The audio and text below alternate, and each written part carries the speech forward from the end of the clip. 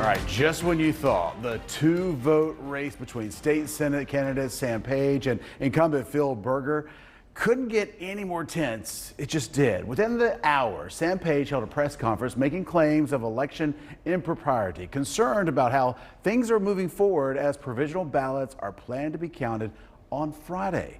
This is the Fox 8 4 o'clock news. I'm Chad Tucker. And I'm Natalie Wilson. Sam Page taking this so seriously, he called a press conference. We have team coverage on this closely watched race. Fox 8's Gretchen Stinger and Melissa Rademacher have been following this race closely for us. Melissa will walk us through what happens next here.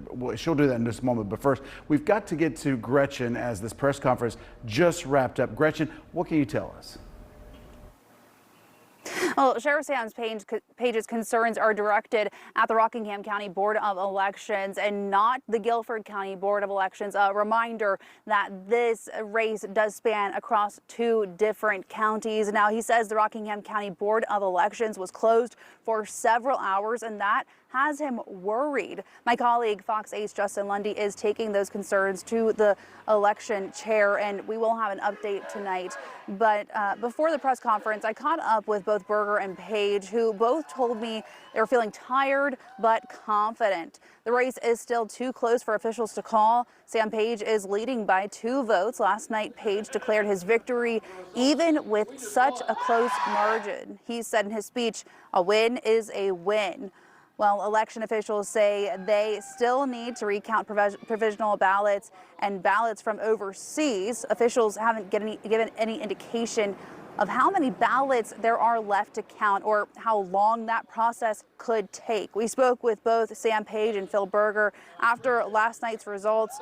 We'll start with Sam Page, who says he hasn't gotten a timeline for how long that process can take. Take a listen. I have not, but our team is on it, and we'll be prepared. And but at the end, I feel like we'll be successful, and we'll get to there, and I'll be the next senator. Any thoughts that that this is over, that one person is won and the other person is not won, is just really premature. Both candidates say that they knew this is going to be a very close race, and they were pleased with voter turnout in the 26th district. In Rockingham County, Gretchen Stinger, Fox 8 News. All right, a lot watching there. Gretchen, thank you. Election staff say their work is far from over. They still have to count provisional ballots, and in a very close race here, that could change everything. And that's where we want to bring Fox 8's Melissa Rademacher into this discussion. She's at the Guilford County Board of Elections office. Melissa, what is the situation with these provisional ballots? Election board officials across Guilford and Rockingham County tell me there are a couple hundred of these provisional ballots that still need to be dealt with in a 2-vote race. That's everything. Now, a provisional ballot is a ballot someone was allowed to fill out, but then it was set to the side because there were some sort of issues that still need to be verified. So that ballot will either be counted or not. An example of that would be if someone showed up to vote, but they didn't have their ID on them. Now that person can bring their ID by their county's election office by Friday at noon to prove their vote is valid. But if they don't, their provisional ballot, can't be counted. Another good example, if an address on an ID doesn't match a voter registration, that's something that needs to be checked out through county records. In Rockingham County, there are 137 provisional ballots, and in Guilford County, there are 52 provisional ballots that could impact the state Senate District 26 race, ballots that could make all the difference.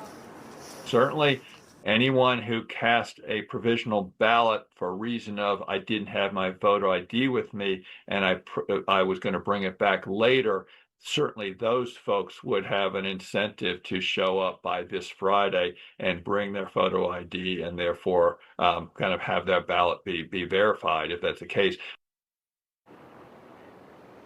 Guilford and Rockingham County will live stream their ballot certification process for these provisional ballots this Friday afternoon. Once that's done, though, if the margins in this race are still within 1%, a candidate can call for a recount, and that would start a whole nother recertification process. In Guilford County, Melissa Rademacher, Fox 8 News.